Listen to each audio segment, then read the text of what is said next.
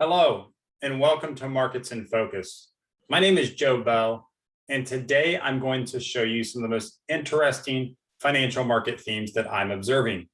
We talked a lot about 2 weeks ago about some of the cracks in the foundation, one of those being market breadth, the weak market breadth that we've seen during the past 3 months. Well, it's not over yet, but we have seen some strong price action from the small cap area of US equities, and market breadth's been improving just a little bit during the last week of August. Number two, bond markets continue to expect much lower inflation than we are expecting right now. That's something a lot of investors are still very, very concerned about. And finally, number three, personal savings rate reached nearly 35% in the heart of the pandemic. We, in July, saw that number dip back below 10%, still above its long-term average, but we're starting to see Americans get back to their normal financial activity, at least in the near term. And so, as I said, small caps have underperformed for the past several months. If you look at the chart here, the Russell 2000 in a consolidation for more than 8 months here, and we started to see some life last week of August. 1-day advanced decline ratio of more than 18-1. That means 18 times more equities within the Russell 2000 small cap index were positive for the day than were negative. Why is that important?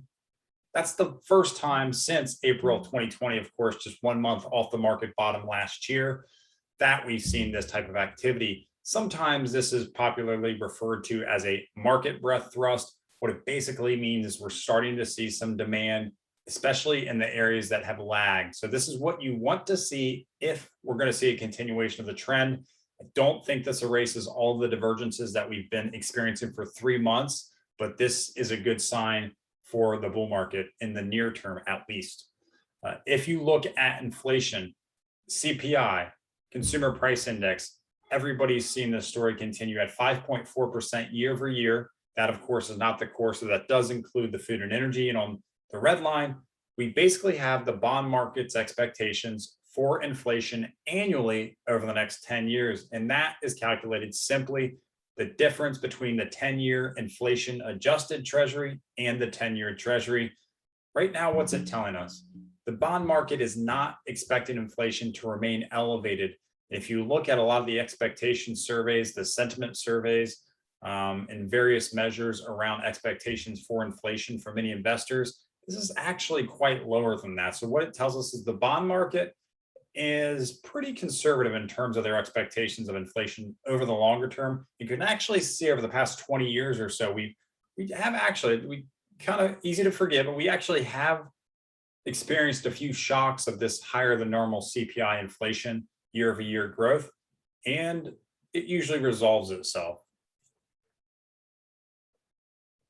So finally, US personal savings dipped back below 10%. This is for the first time in many, many months. Of course, the past 2 months, it's been under that 10% level. Long-term average is at 8.4%. So we're not quite back to normalcy just yet. The other caveat, this is July's data. It will be interesting to see when August comes out, because we have definitely seen a change in consumer behavior as a result of the rise in Delta variant cases. Don't have to look very far. Travelers from the TSA checkpoints, lower. Seated diners from Open Table, lower. The University of Michigan Consumer Sentiment Index, lowest level since 2011. People are getting a little bit more cautious. I would expect this number to jump up in August just a bit.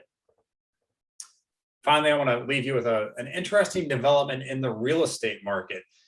Out in California, a company called Picasso, started by 2 former Zillow employees, has a little bit of an interesting, maybe not the most unique business model, but kind of unique in its own way. Let's talk about it. Picasso is buying homes and selling fractional ownership shares to people that want a second home but may not want to spend all the money it takes to purchase that entire home. So what do they get? They get a portion of the year. They get to stay at that home. If you're like me, the first thought that popped in my mind was, that sounds a little bit like a timeshare, and you're not the only one. Many communities around the country that have policies against timeshares are saying this is a timeshare. And of course, this company says this is not a timeshare.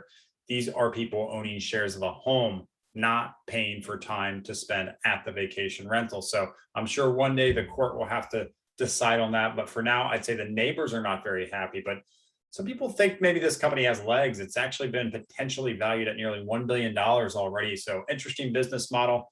A lot of people probably don't want this to overtake the neighborhood too quickly. With that, I want to thank everyone for watching, and I'll see you next time.